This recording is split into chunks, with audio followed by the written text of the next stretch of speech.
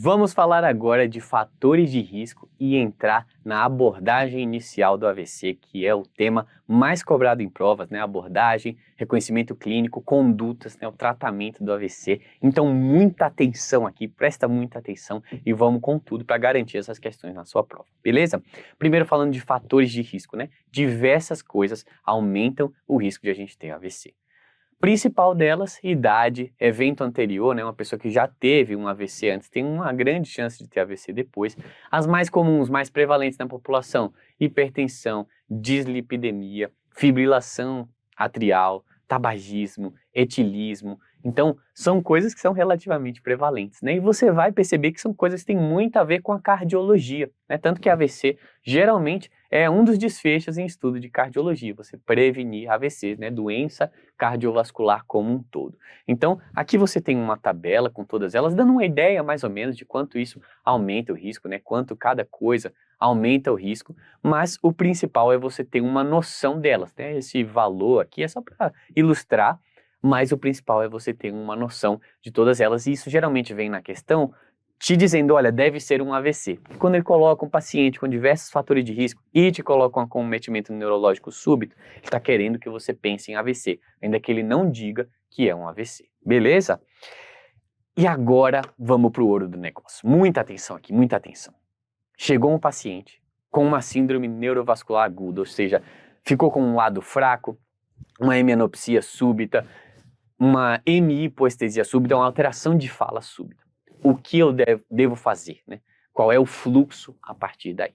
Primeira coisa, pessoal, é você fazer esse atendimento inicial voltado para o AVC. O exame que vai te dizer se aquilo é isquêmico ou hemorrágico é a tomografia de crânio. Mas existe um cuidado clínico que deve ser feito antes de levar esse paciente para a tomografia. Primeiro de tudo, lembrar que o AVC é uma emergência clínica e assim como as outras emergências clínicas, você vai monitorizar o paciente que entrou na sua sala de emergência, né, e fazer o ABC, verificar se ele está respirando, se está com a via aérea pérvia, né, se a oxigenação está adequada e se a circulação está adequada. Porque não adianta você levar ele para a tomografia e ele morrer porque ele não está conseguindo respirar, tá bom? Então, primeiro, monitoriza, ABC, né, faz uma avaliação da emergência clínica geral. E terceiro aqui, muito importante para a neurologia, aferir a glicosimetria. Por quê? Porque tanto a hipoglicemia quanto a hiperglicemia podem simular déficits neurológicos focais, tá? Até déficit focal. O paciente com a hipoglicemia pode se apresentar hemiparético, pode se apresentar com uma hemiataxia, pode se apresentar com um déficit neurológico focal. E se você não identificar isso, a hipoglicemia mata os neurônios agudamente. Então, cada momento que você não identifica, o paciente está perdendo neurônios que não vão voltar. Quando a solução era muito simples, era só fazer uma injeção de glicose na veia desse paciente. Então, nunca esquecer de aferir a glicemia como um passo fundamental do atendimento inicial do AVC, beleza? Isso é importantíssimo. E a glicemia é o único exame laboratorial, né? Porque geralmente é um destro ali, né? Uma glicemia capilar, mas é o único exame laboratorial necessário para prosseguir com a trombólise, que é um dos tratamentos principais do AVC, tá? Então, preciso de ureia, creatinina, hemograma? Não, via de regra você não precisa de nenhum exame, exceto da glicemia, certo? Passada essa abordagem inicial da emergência clínica, você vai para o exame físico estruturado.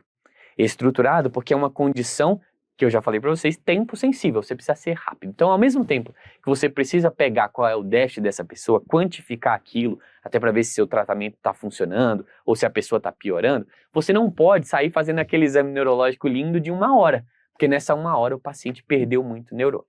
Então, existe a ferramenta da escala de AVC do NIH, né, que é um órgão do Sistema de Saúde americano, que é um dos órgãos que mais financia e produz pesquisa no mundo, e que para padronizar esses estudos, principalmente de trombólise, né, que a gente vai falar mais para frente, criou essa escala que tem 11 pontos que vão ser avaliados no paciente com AVC e pontuados para que você tenha um número final, e esse número te ajuda a seguir esse paciente. Então, recapitulando, chegou um paciente suspeita de AVC, entra no hospital, vai para a sala de emergência, monitorizado, né, faz uma avaliação inicial de emergência clínica, ABC, vê a glicose, faz um exame físico sumário enquanto está sendo tirada uma anamnese direcionada. De novo, aqui não é ficar perguntando se a avó teve febre reumática na infância, é uma anamnese direcionada principalmente para identificar contraindicações aos tratamentos, contraindicações à trombólise, por exemplo, e possíveis etiologias do AVC. Então, quanto tempo desde o início, isso é fundamental. E o início, pessoal, muita atenção aqui. O início que a gente considera de um AVC é a última vez que o paciente foi visto bem. Então, o paciente almoçou com a esposa até 1h da tarde. Estava bem. A esposa foi para um outro quarto, voltou às 3 e identificou que o paciente não estava conseguindo falar, a gente considera que o início foi à 1 da tarde. Foi a última vez que ele estava bem, ok? Isso é muito importante. Última vez visto bem. Além disso, quais são as condições clínicas que ele tem e se ele utiliza medicações, tem algum passado, né, algum antecedente relevante de trauma, de tumor intracraniano, focando, e a gente vai chegar lá nas contraindicações à trombólise. Então, tudo isso vai acontecendo mais ou menos ao mesmo tempo, é aquela avaliação inicial rápida, e uma vez que o paciente foi visto está estável, você vai levá-lo para a tomografia, que vai ser o passo fundamental para você definir se o AVC é isquêmico ou hemorrágico. Melhor dizendo, vai ser o passo fundamental para você excluir um AVC hemorrágico. Porque a clínica pode ser rigorosamente a mesma. Não dá, presta atenção aqui, não dá, é impossível você dizer que um AVC é isquêmico baseado só na clínica. Pode ser muito bem um AVC hemorrágico intraparenquimatoso. Então você precisa da tomografia, porque se você seguir com a trombólise, que a gente vai falar logo depois, que é um dos tratamentos principais para o AVC isquêmico, num AVC hemorrágico, imagina, tá sangrando, você joga um fibrinolítico na veia, aí você acaba de... eu ia falar uma coisa aqui, você acaba de terminar com o prognóstico desse paciente, tá? Então não é uma boa ideia. Você segue para a tomografia para ter a segurança de que não é um AVC hemorrágico. E por que eu fiz essa ressalva? Eu não disse ter certeza que é um isquêmico. Porque muitas vezes, pessoal, e é o ideal, tomara que seja assim na maioria das vezes, a tomografia de um paciente com AVC isquêmico está normal.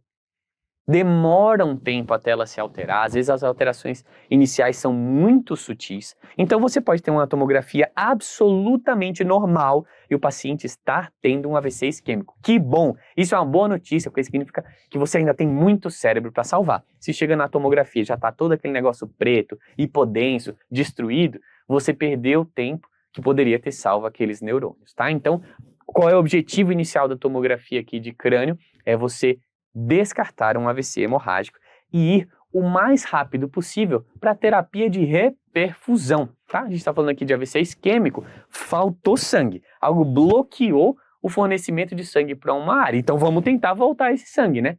Vamos tentar fazer com que esse sangue volte a andar, e isso quanto mais rápido a gente fizer, melhor. O AVC é uma emergência, porque conforme o tempo passa, você tem uma morte progressiva de neurônios, né? E a gente divide aqui duas zonas chamadas de core isquêmico e penumbra. O core isquêmico é aquele miolão em que o cérebro que está ali morreu. E a penumbra é uma área que está em risco, então aquela função já está afetada, mas aquele cérebro não morreu. O que a gente quer é correr para salvar o máximo de penumbra possível, tá? Então a gente quer garantir que essa penumbra vai ter chance de se recuperar e voltar e não evoluir para uma necrose, né, para um core isquêmico, que aí é irrecuperável, tá bom? Vamos ver como isso cai na prova? Semana 2026, olha aqui comigo. Paciente de 68 anos apresenta sintomas de AVC isquêmico há 2 horas. TC sem sinais de hemorragia. Qual o principal critério para inclusão para trombólise venosa com alteplase? Então você vê aqui, já chegou na principal fonte de questões para a prova de residência acesso direto, que é a trombólise endovenosa. É isso que eu acabei de falar, é reperfusão. E vamos ver tudo sobre isso agora. Se você está fazendo qualquer outra coisa, larga. Fecha o celular, joga ele da janela, bota no modo avião, fecha as cortinas, tranca a porta do seu quarto, porque essa parte aqui é a parte mais importante para a sua prova de residência, tá?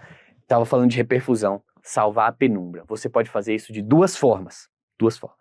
Ou diabo verde na veia, trombolítico, você jogar uma medicação ali que vai dissolver aquele coágulo, né, um fibrinolítico.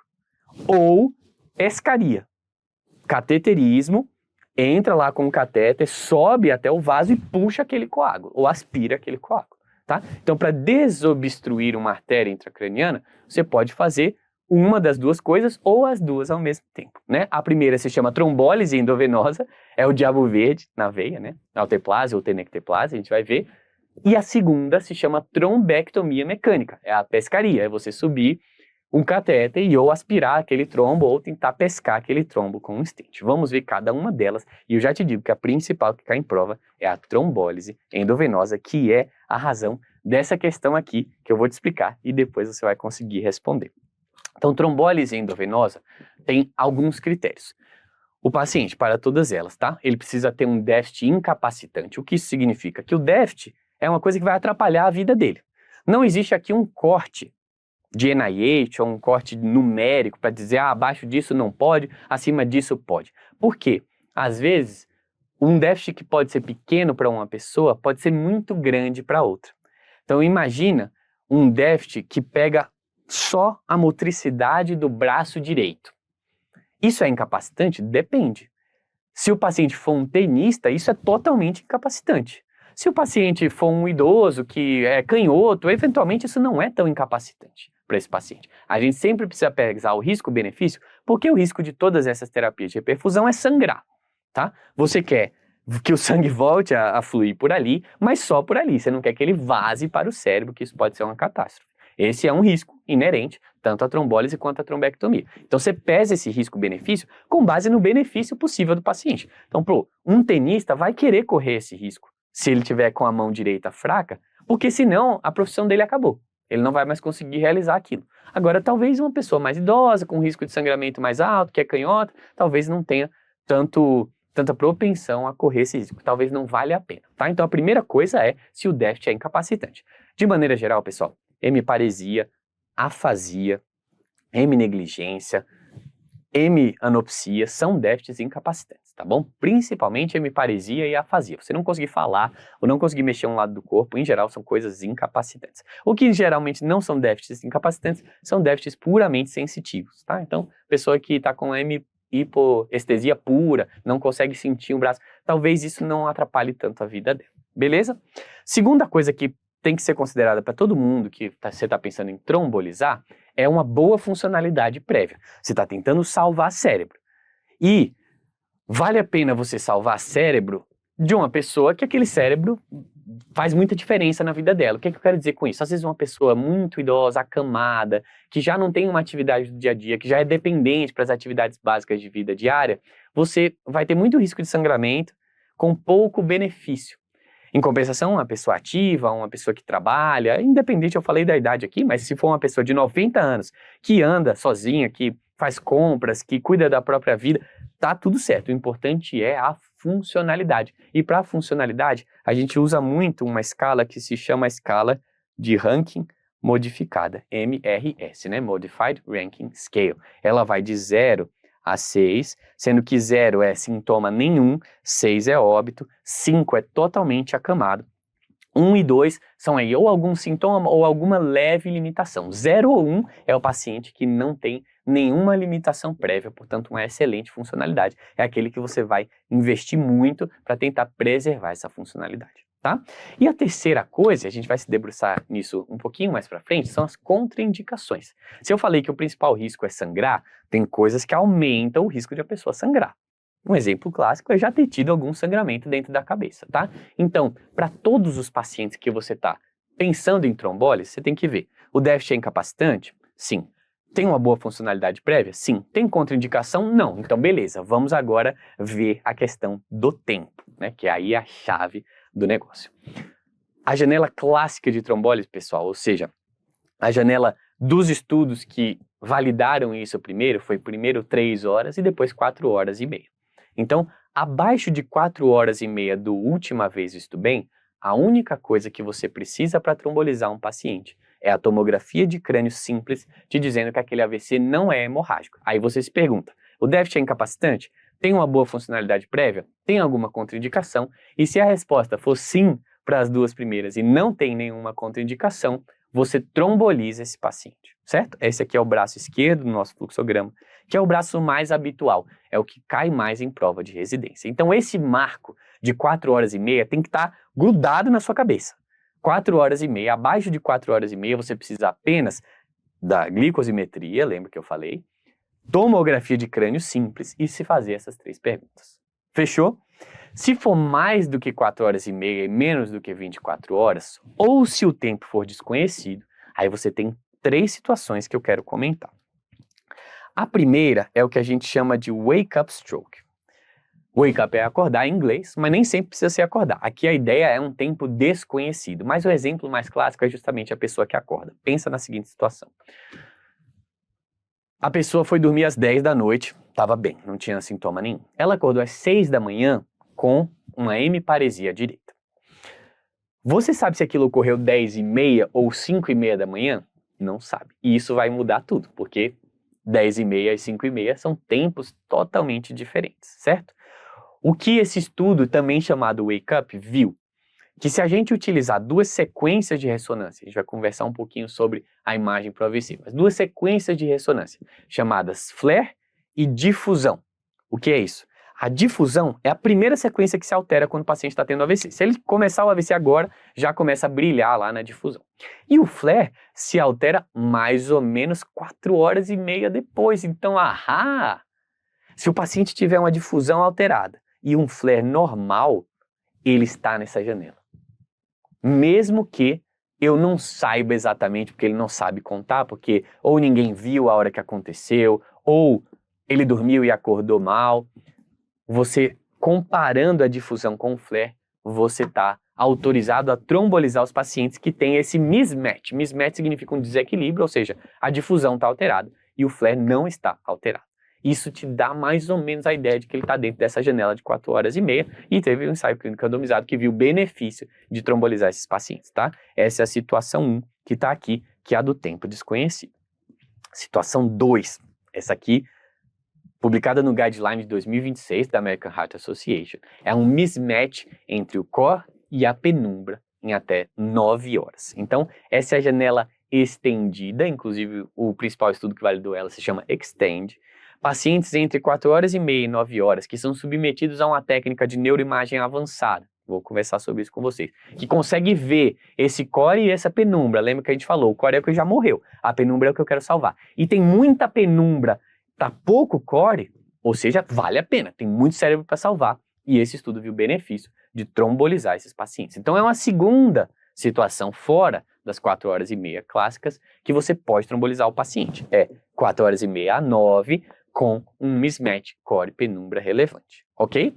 E a terceira situação é essa aqui. Se você tem um paciente com um déficit a menos de 24 horas, com indicação de trombectomia, né? Ele teria indicação de trombectomia, a gente vai falar disso também nessa aula, mas ele não tem acesso à trombectomia. Por quê? Porque no serviço ali não tem, isso é bem comum no Brasil, na região não tem quem faça, está fora do horário que é disponível a trombectomia naquele serviço. Você pode trombolizar esse paciente também, porque ele vai ter benefício. É o paciente que teria indicação de trombectomia, mas não tem esse recurso disponível. Esse estudo foi feito em regiões do interior da China, em que os pacientes não teriam acesso à trombectomia e viu que trombolizar nessa situação valeu a pena. Então essas são 3 situações que vale a pena trombolizar, mesmo sem saber se o paciente está na janela de 4 horas e meia, ou mesmo sabendo que ele está de 4 horas e meia a 24 horas, tá? Dessas 3, pessoal, para a prova, a mais importante você guardar é o Wake Up. O Wake Up já está bem consolidado, é um estudo um pouquinho mais antigo e já foi cobrado em prova de residência algumas vezes. As outras 2 são novidades, tá bom? Do Guideline de 2026, que não foram cobradas, logicamente, em prova de residência ainda, mas podem cair. E se cair, você está preparado agora. Lembrando que mesmo nessas 3 aqui, você tem que se fazer a pergunta, beleza? O déficit é incapacitante, tem uma boa funcionalidade prévia, tem contraindicações, você tem que fazer essas 3 perguntas sempre. Ok? Pessoal, se eu sei que tem exceções, nem sempre é claro de primeira, volta o vídeo, assiste de novo, porque essa aqui é o slide que vai te dar mais ponto nessa aula, que é uma das principais aulas da neurologia que eu já te falei para a prova de residência. Então vamos ver um exemplo lá que eu te mostrei da questão da Serman 2026, que agora você sabe responder. Então 68 anos, AVC a 2 horas, sintomas, né, de AVC a 2 horas, TC sem hemorragia, qual é o principal critério de inclusão para trombólise endovenosa com alteplase? Janela terapêutica de até 6 horas? Opa! Te falei aqui que se esse paciente está com sintomas apenas há 2 horas, ele está na janela clássica. Então esse não é o critério que está incluindo ele aí. A janela seria de 4 horas e meia, tá bom? Não de 6 horas. B, início claro dos sintomas de AVCI a menos de 4 horas e meia. Perfeito, é isso aqui, o critério clássico de inclusão do paciente para trombólise. C, pontuação na escala de NIH igual ou superior a 20. Não, aqui eu falei para vocês que o critério, embora a escala do NIH seja utilizada sempre para a gente acompanhar, não existe um corte que vai te dizer que aquele AVC merece ser trombolizado. O déficit tem que ser incapacitante para aquela pessoa. Então não tem esse corte de 20. Aliás, 20 é um NIH gravíssimo, tá? Um NIH gravíssimo. E já passou há muito tempo do que a gente considera aceitável para trombolizar. A dúvida fica ali um NIH de 2, 3, 4, 5, 6 para cima já não tem muita dúvida, tá? Mas o principal é ser incapacitante para aquela pessoa. E a alternativa D fala aqui, brinca, né, com um dos critérios de exclusão. Eu falei para você que a ideia sempre da terapia de reperfusão é a gente salvar a penumbra.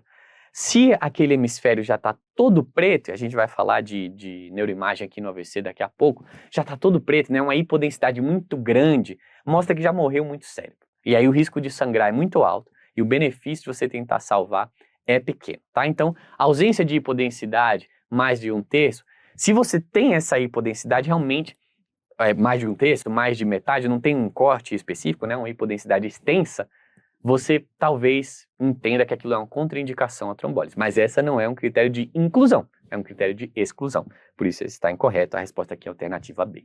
E eu queria aproveitar esse slide para mencionar também essa novidade do critério de 2026. Aqui ele fala especificamente da trombólise com alteplase, que é a principal medicação de fato utilizada para a trombólise. Mas o guideline de 2026 já te traz também a tenecteplase como uma opção plausível. Ela foi aprovada pela Anvisa em 2025, dezembro de 2025, então tá tudo ok, e o guideline de 2026 já te traz isso com uma possibilidade igual ao alteplase para a trombólise do AVC isquêmico. Então, alteplase tá certo? Tá certo, mas aqui não precisava mais ser só alteplase, pode ser tenecteplase também, tá bom? Um ou outro. Vamos ver agora uma outra questão para já introduzir o que a gente falou aqui de aspectos de neuroimagem, como a gente avalia o AVC em termos de imagem, o que é fundamental. Então, o Sírio-Libanês 2026, te traz aqui um homem de 75 anos, que refere fraqueza muscular em membro superior e inferior direito, identificada há 2 horas ao despertar. O último momento assintomático do paciente ocorreu há 10 horas na noite anterior, quando ele foi dormir. Ele nega outros sintomas, tem antecedente de hipertensão e diabetes, então olha o que eu falei para você aqui em relação ao fator de risco. O fator de risco, geralmente na questão, é só para te levar, cara, assim, é um AVC. Se você já estava suspeitando isso, a chance agora aumentou ainda mais. No exame físico, com hemiparesia direita e hemihipoestesia direita, sem demais alterações. A conduta indicada nesse momento deve ser.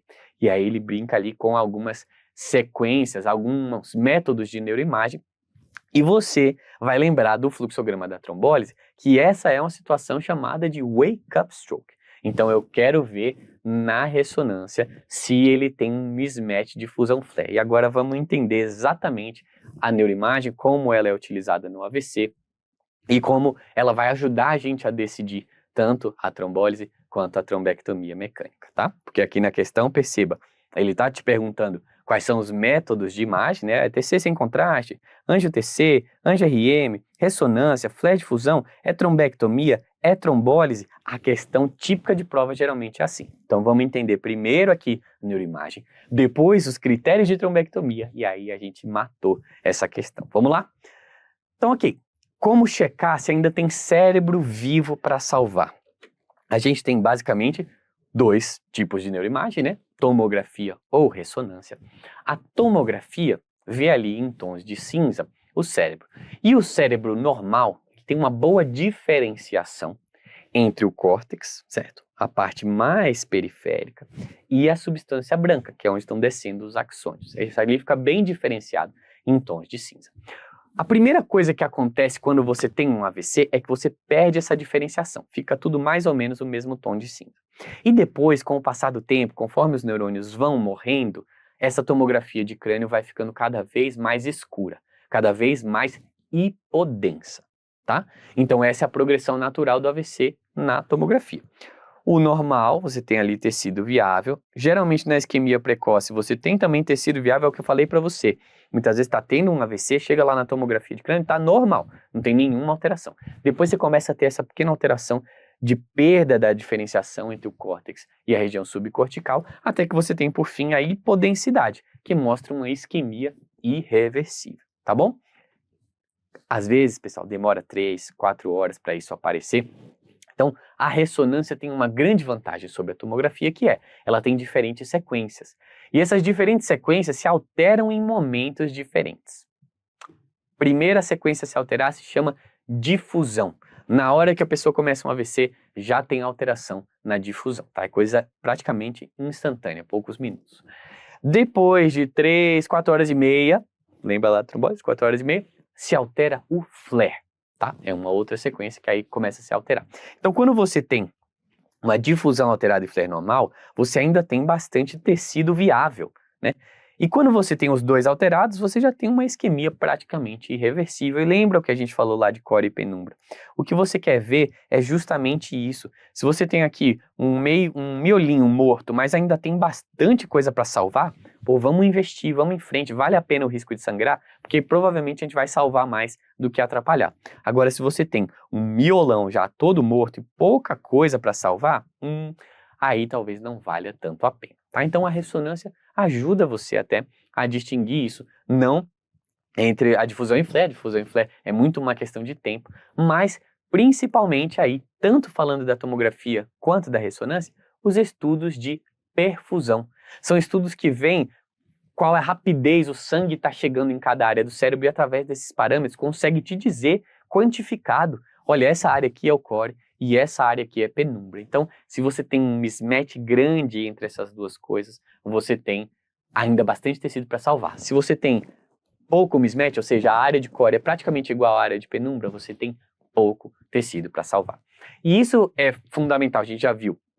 É importante para algumas indicações de trombólise, o wake up e entre 4 horas e meia e 9 horas, mas é também importante para algumas indicações de trombectomia que a gente vai ver mais para frente, certo? Então, só relembrando aqui, agora que você entendeu bem a questão da neuroimagem, você entendeu que o mismatch flare difusão utilizado no wake up basicamente te diz que se tem uma difusão alterada e um flare normal, aquilo provavelmente está em menos do que 4 horas e meia, vamos trombolizar. Se você tem muita penumbra e pouco core, mesmo até 9 horas, vale a pena você trombolizar esse paciente. Fechou? Volta lá para a questão. Vamos ver aqui, Hospital Sírio-Libanês. Então, relembrando rapidamente, identificado há 2 horas, mas o paciente estava assintomático com certeza há 10 horas, quando ele foi dormir. Então a gente não sabe exatamente quando começou. É a situação do wake up. A gente quer lançar mão do que aqui? Da ressonância com difusão e flare, para ver se tem um mismatch. Se tiver um mismatch, a gente consegue fazer a trombólise, ou seja, áreas alteradas na difusão que não estão significativamente alteradas no flare, então você consegue fazer a trombólise ainda com benefício para esse paciente. Por isso a resposta é a alternativa D. Beleza? Olha mais uma questão aqui para provocar o nosso próximo tópico.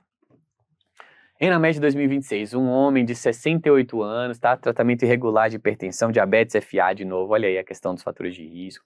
Vem para a UPA, tá rebaixado, com déficit neurológico do lado esquerdo, predomínio braquiofacial. Ele foi se deitar havia 90 minutos, sem qualquer sintoma. Foi levado ao hospital onde deu entrada 30 minutos após constatado o déficit, né? Então, somando aí, ele tem 2 horas de última vez visto bem. Então, tá bem dentro do tempo de trombólise. E aí vem a questão do exame físico, como estão os sinais vitais, a tomografia mostra uma área de atenuação de densidade, né? Que é o que eu falei, aquela área que morreu, aquela área que já está provavelmente irreversível, de cerca de 40% do território da cerebral média direita. Isso é obtido 3 horas da última vez visto bem, e o médico explica que mesmo que o trombolítico tenha alguns benefícios, esse paciente apresenta contraindicação. E agora vamos entrar de novo, atenção aqui, para um tópico muito importante, que são as contraindicações à trombólise, que despenca na prova. Até aí estava indo tudo bem, mas você lembra que eu te falei, tem 3 perguntas que você sempre tem que fazer antes de trombolizar o paciente. O déficit é incapacitante? Sim ou não?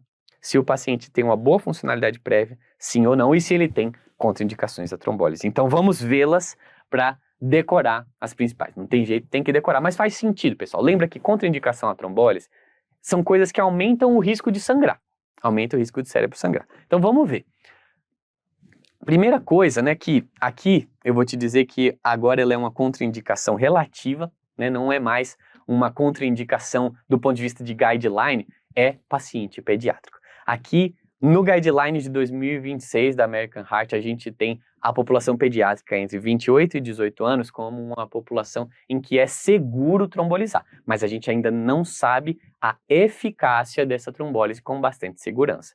Então, é uma contraindicação aqui do ponto de vista de pesar talvez mais o risco-benefício. Pode ser uma contraindicação, mas não é mais uma contraindicação absoluta. Se você quiser trombolizar, achar que vale a pena, agora a partir de 2026, você está autorizado para fazer isso, tá bom?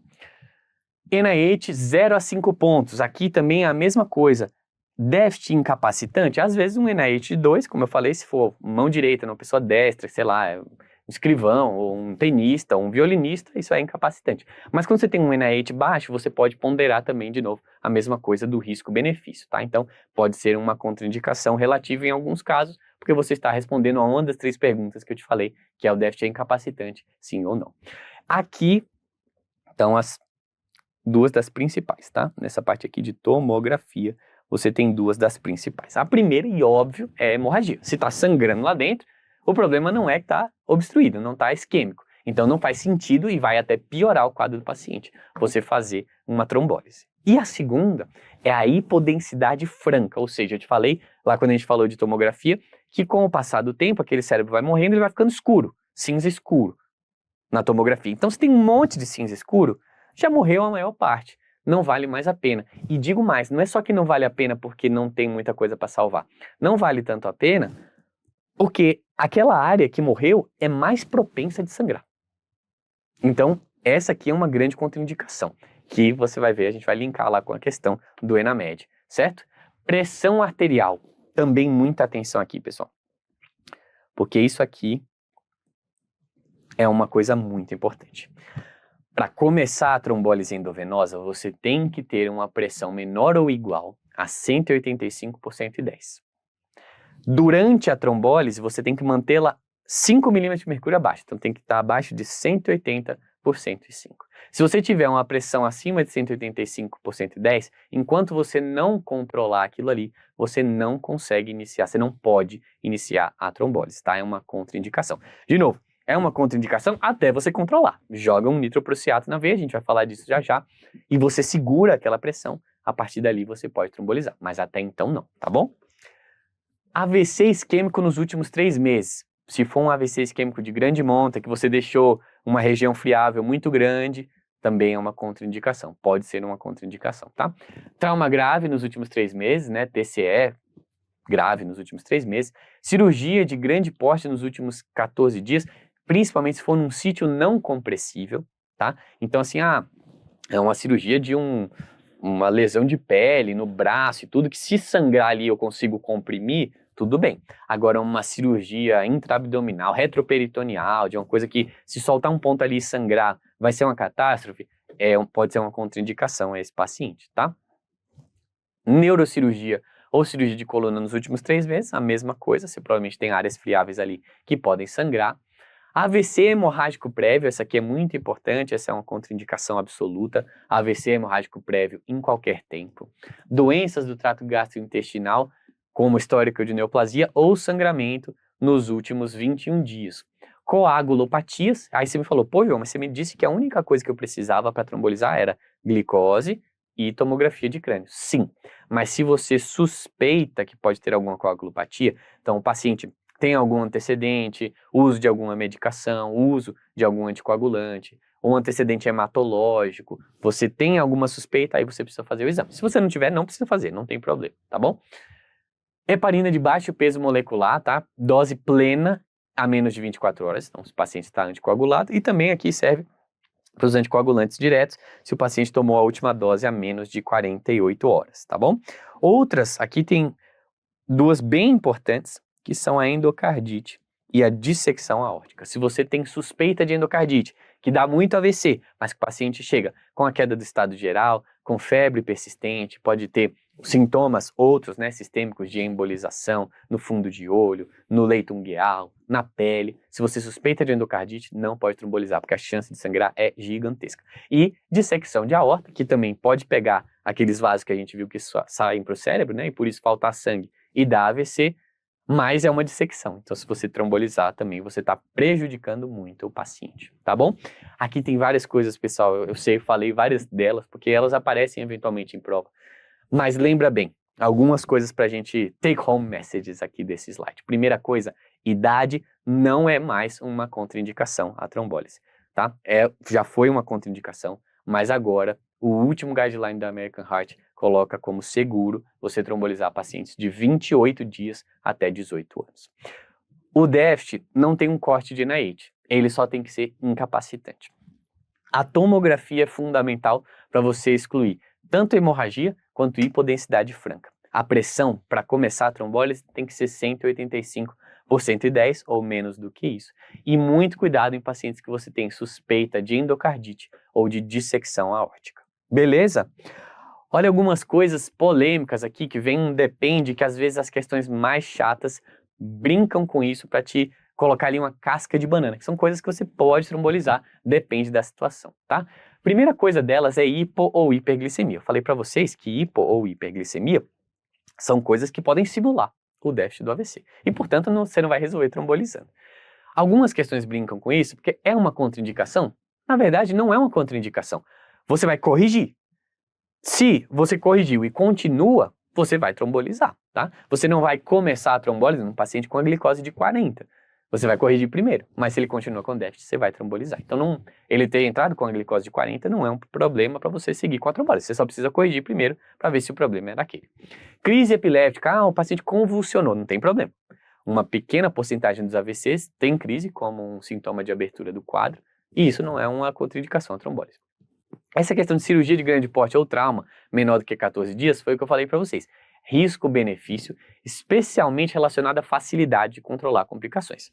É uma cirurgia na pele, é uma cirurgia num sítio compressível, se começar a sangrar do ponto, sei lá, um procedimento aqui no rosto, se começar a sangrar você consegue comprimir, ou é uma cirurgia intratorácica, retroperitoneal, que você não vai conseguir. Mesma coisa, a questão do benefício. Pô, ele fez uma cirurgia há 14 dias, mas o déficit é uma hemiparesia completa, uma hemiplegia. Ele vai ficar acamado se você não tratar. Pô, talvez valha a pena correr um risco de sangrar. Agora, ele fez uma cirurgia há 14 dias, sei lá, em uma hernia inguinal, você está na dúvida e tal, e o déficit é uma hemipoestesia, talvez não valha a pena, né? É uma questão de risco-benefício. Aneurisma intracraniano não roto. É uma coisa que dá medo, né? Porque pode sangrar o aneurisma, mas o risco é muito baixo, pessoal, tá bom? Então fica tranquilo, pode ser considerado sim, principalmente se o déficit for incapacitante. Infarto menos de 3 meses é uma contraindicação relativa, tá? Existe um certo receio em relação a isso, mas não é uma contraindicação absoluta. Se o déficit for incapacitante, você pode trombolizar. Cuidado se for um infarto extenso com supra de ventrículo esquerdo, especialmente parede livre de ventrículo esquerdo, tá? E aí uma coisa que também pode ser meio contraintuitiva de início, mas que não é uma contraindicação, é se você tem dúvida diagnóstica.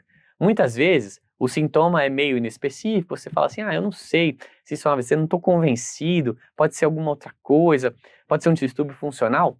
É seguro, inclusive mais seguro do que em situação de AVC, você trombolizar esse paciente. Porque o que faz ele sangrar, muitas vezes, é a área friável, como eu comentei para você. E se não for um AVC, não tem área friável, então você pode mandar bala e trombolizar, tá bom? Tá na dúvida, é melhor você tratar como se fosse. Se ele tá com déficit incapacitante, tem boa funcionalidade prévia, não tem contraindicação fora isso, você pode trombolizar, não tenha medo, tá bom? Isso aqui depende. E algumas coisas que são autorizadas, que podem te dar medo na hora da questão, mas só reforçando, são autorizadas, tá? Gravidez, você pode trombolizar grávida, se o risco-benefício valer a pena, como qualquer outro. Se o paciente está tendo um infarto naquele momento, isso pode acontecer, né? Tanto um infarto propriamente dito, com supra, etc., quanto o que a gente chama de uma síndrome coração-cérebro. Enfim, se o paciente está tendo um infarto, você também pode trombolizar, né? Não tem problema. Paciente em coma, ocluiu a basilar, pode trombolizar, não tem problema. E aneurisma intracraniano não roto, pode trombolizar também, não tem problema. Pode dar um medinho, mas manda ver que o risco é menor do que o benefício, certo? E agora, volta, atenção, de novo, tá com o celular, modo avião, joga da janela, presta atenção aqui, porque essa chove nas questões, que é a questão da pressão arterial para trombólise. Para começar a trombólise, pessoal, a pressão tem que estar abaixo de 185 por 110. E para continuar a trombólise, abaixo de 180 por 105, tá bom? Se o AVC, você fala assim, não vou trombolizar, porque não tem indicação ou tem contraindicação. Quanto eu posso tolerar de PA no AVC não trombolizado? Até 220 por 120. Lembre-se que essa hipertensão, no caso de um AVC isquêmico, ela é compensatória, é normal, tá faltando sangue, vou jogar mais pressão para ver se eu consigo ativar vasos colaterais, que fazem o sangue chegar naquela região por outras fontes, né, por outros vasos, por outras vias, tem uma certa colateralidade ali entre alguns vasos, né, uma sobreposição, algumas áreas de anastomose, mas que só vão se abrir se a pressão estiver muito alta. Então, se você abaixa a pressão desse paciente, você está prejudicando ele. Sabe que, eu acho que está tendo um AVC, está com a pressão 160 por 100, está alta, vou abaixar. Não, você está fazendo mal ao paciente, não faça isso. Se o AVC não for trombolizado, você pode tolerar a pressão até 220 por 120. Se for trombolizar, para começar tem que estar abaixo, menor ou igual a 185 por 110 e para continuar a trombólise, 180 por 105. Beleza? Como eu vou fazer isso? Abaixar a pressão se eu precisar? Na veia, tá? Droga na veia, o mais utilizado no Brasil é o nitroprusiato de sódio, Nipride. Em alguns lugares, no sistema particular, no sistema privado de saúde e fora do Brasil, você usa esmolol, tá? Que é um beta-bloqueador para fazer essa redução. Mas o geral do Brasil, Brasilzão das massas aqui, é o Nipride, o nitroprusiato de sódio. Beleza? Tá aqui uma colinha da dose, se você quiser anotar para o seu plantão. Mas isso não cai na prova de residência. Voltando para aquela questão do ENAMED, então só recobrando, né? Um paciente que está com a pressão de 170 por 100, ele teve um déficit aí, foi para o hospital, fez uma tomografia com 3 horas que está laudada como acometimento de 40% do território da artéria cerebral média direita. E aí a questão te pergunta qual é a contraindicação que ele tem. E a resposta apresentada pelo ENAMED foi essa: apresentar extensão de isquemia superior a 1/3 do território da artéria cerebral média acometida. Eu vou só fazer um parênteses aqui para você que no guideline, o que está escrito não é um corte de 1/3, metade, 30%, tem nada disso. É hipodensidade franca e extensa, que mostra você que aquele cérebro já morreu, tá? Essa questão do 40%, do 1/3 do território, foi meio que invenção. Isso é uma confusão, na verdade, do examinador em relação a uma outra coisa, que é a indicação de craniectomia descompressiva, que a gente vai falar já já, tá? Mas isso aqui deu para entender, essa é a melhor resposta, se você olhar as outras aí, né? Decorrido o período de tempo superior ao limite máximo? Não, ele estava com 3 horas, né? A gente pode até 4 horas e meia, em alguns casos até depois disso. Evoluir com glicemia acima de 200, com intervalo maior que 2 horas pós-prandial. Nada a ver isso aqui, né, pessoal? Isso não é um teste de tolerância oral à glicose. O que a gente começa a se preocupar se o déficit é decorrente da hiperglicemia é se a hiperglicemia estiver acima de 400. E, por fim, ter níveis pressóricos superiores ao permitido para o uso do fármaco. Não, ele estava com 170 por 100 e a gente sabe que abaixo de 185 por 110 a gente consegue começar. Então, claramente, essa aqui era a melhor resposta, mas não é uma resposta perfeita, tá bom? Fica a crítica aqui. E agora vamos falar da segunda opção para reperfusão aguda desses pacientes, que é a trombectomia mecânica. Eu falei para você, tem 2 opções, ou diabo verde na veia ou pescaria do trombo. Aqui é a pescaria do trombo, tá? Então tem 2 técnicas principais, ou você chega com um catéter de aspiração perto do trombo e aspira aquele sangue para ver se o trombo vem junto, ou você passa um stent, passa ele fechado, abre esse stent e tira o stent, que é o que está aqui nessa fotinho do lado, né, uma foto real pós uma trombectomia, para ver se o trombo gruda naquele stent e vem junto, certo? Eu falei para vocês, e aqui, no caso da trombectomia, é mais importante ainda a questão do aspects, tá? A avaliação da imagem de quando está indicado fazer a trombectomia. O aspects é um score que vai de 0 a 10, em que 10 indica que todo o território irrigado pela cerebral média está normal, e 0 indica que todo o território irrigado pela cerebral média já tem alterações isquêmicas, tá? Aqui estão os pontos que são cada item desse é pontuado, 1 se ele estiver normal, 0 se ele tiver com alguma alteração isquêmica precoce, e isso é importante para a decisão da trombectomia, porque agora nós temos várias possibilidades de indicação de trombectomia, isso está ficando cada vez mais complexo, mas acompanha aqui comigo esse fluxograma resumido para pegar as principais delas, tá? Principal indicação em termos de quantidade da trombectomia é a oclusão de carótida interna ou cerebral média, porção M1. A gente falou lá na anatomia. Porção M1 é a primeira porção. Isso a gente chama de oclusão de grande vaso. Grande vaso porque eles são os mais proximais, eles são os mais calibrosos, certo? É uma questão até um pouco mecânica de você conseguir subir o catéter lá, apesar de que hoje você tem catéteres que conseguem ir mais distante. Mas a ideia original é você ter um grande vaso que você consegue acessar com um catéter e que gera um déficit bastante significativo, tá? Se você tem uma oclusão de carótida interna ou de M1, a primeira pergunta que você vai se fazer é qual é a funcionalidade prévia do paciente. Funcionalidade ótima, 0 ou 1, você vai investir mais, né? Você vai ser mais permissivo, porque ele tem mais a perder se você não fizer aquilo. Uma funcionalidade já prejudicada, 2, 3, 4 de ranking, você vai ser um pouquinho mais restritivo, tá? Então, se ele tiver um ranking de 2 a 4, a situação que você vai fazer trombectomia é se as condições forem ideais, ou seja, um aspect 6 a 10, que a gente acabou de ver, significa que tem muitos cérebros para salvar ainda, e menos do que 6 horas de início, né? Ou do última vez visto bem. Se o paciente for previamente funcional, ranking 0 ou 1, aí depende de quanto tempo começou. Menos do que 6 horas, trombectomia você pode fazer para qualquer aspect, tá? Melhor evidência, aspects 3 para cima, mas mesmo 0, 1, 2 você pode fazer também. Funcionalidade prévia boa, menos do que 6 horas, pau na máquina, porque a trombectomia pode ser indicada para todo mundo. Entre 6 e 24 horas, com funcionalidade prévia boa, aí você vai fazer se o aspect estiver maior ou igual a 3, tá bom? No aspect 0 a 2 ainda não tem clareza se isso é benéfico nesses pacientes. Essas são as principais indicações, que são de oclusão de grande vaso da circulação anterior. Existem duas outras indicações que estão contempladas no guideline da American Heart de 2026, que são a artéria basilar, oclusão de artéria basilar, se menos de 24 horas, NIH maior ou igual a 6, PC aspects, que é o equivalente do aspect, só que para circulação posterior, maior ou igual a 6 e funcionalidade prévia boa, é indicação de alto nível de evidência de trombectomia, tá? E aqui do outro lado do fluxograma a gente tem a M2 dominante. Eu falei para vocês, M2, aqui quando a gente fala de AVC em geral, do ponto de vista clínico, a gente está se referindo a depois que a artéria cerebral média se bifurcou.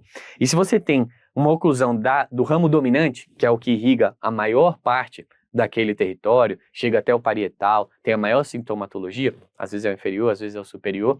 Se você tem uma oclusão da M2 dominante, você pode indicar trombectomia se menos do que 6 horas, aspects maior ou igual a 6 e ranking bom, ou seja, funcionalidade prévia boa. Essa aqui também é uma novidade em relação à indicação de trombectomia, tá bom?